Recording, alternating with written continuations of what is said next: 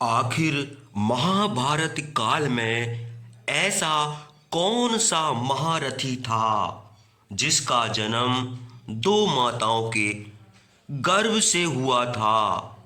दोस्तों, आखिर बात बड़ी हैरान करने वाली है। एक व्यक्ति का जन्म दो महिलाओं के साथ कैसे हुआ होगा? आखिर दोस्तों, ऐसा राजा बृहद्रथ ने कौन सा कर्म किया कि दोनों पत्नियों के आधी आधी संतान उत्पन्न हुई, और वह संतान भी इतनी बलवान उत्पन्न हुई जिसे युद्ध में भगवान श्री कृष्ण भी नहीं हरा सके। तब श्री कृष्ण ने उसे छल करके भीम के हाथों से उसका वध करवाया गया था। तो आइए जानते हैं महाभारत काल की उस महान योद्धा की अजब गजब कहानी।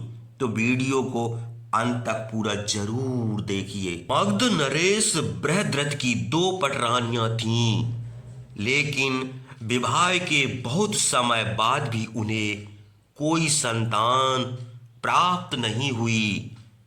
एक बार उनके राज्य में ऋषि चंड कौशिक पधारे। चंड कौशिक बहुत ज्ञानवान ऋषि थे। अतः राजा बृहद्रथ आशावंत होकर उनके पास पहुंचे और अपना दुख सुनाया। ऋषि को उन पर दया आ गई।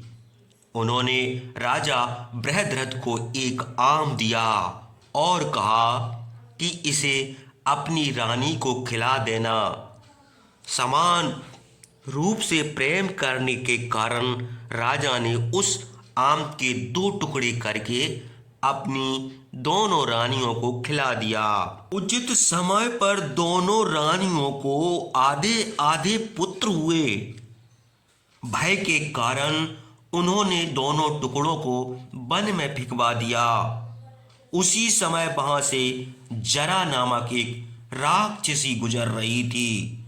उसने मांस के दोनों लौथड़ों को देखा।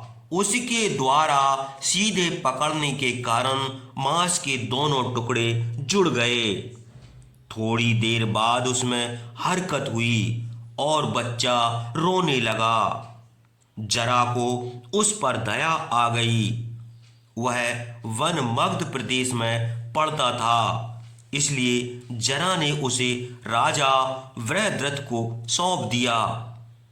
पुत्र पाते ही दोनों रानियों की छाती में दूध उतर आया।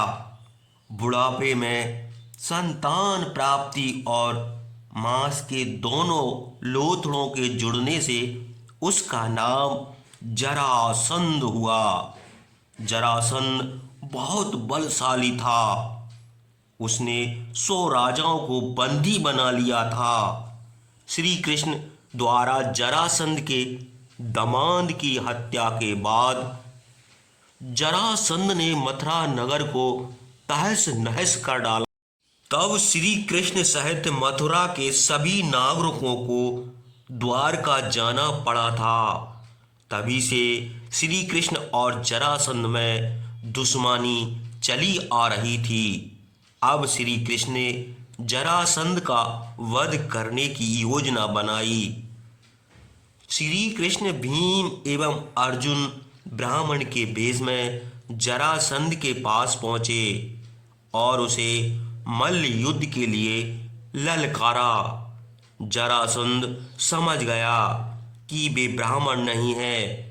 फिर उसके कहने पर श्री कृष्ण ने अपना वास्तविक परिचय दिया। तब जरासंध ने मल्ल युद्ध के लिए भीम को चुना। समय अनुसार मल्ल युद्ध का प्रारंभ हुआ। भीम और जरासंध का मल्ल युद्ध 13 दिनों तक चला। भीम ने कई बार जरासंध के 2 टुकड़े किए, लेकिन वे टुकड़े हर बार एक दूसरे से जुड़ जाते थे और वह फिर से जीवित होकर युद्ध करने लगता था।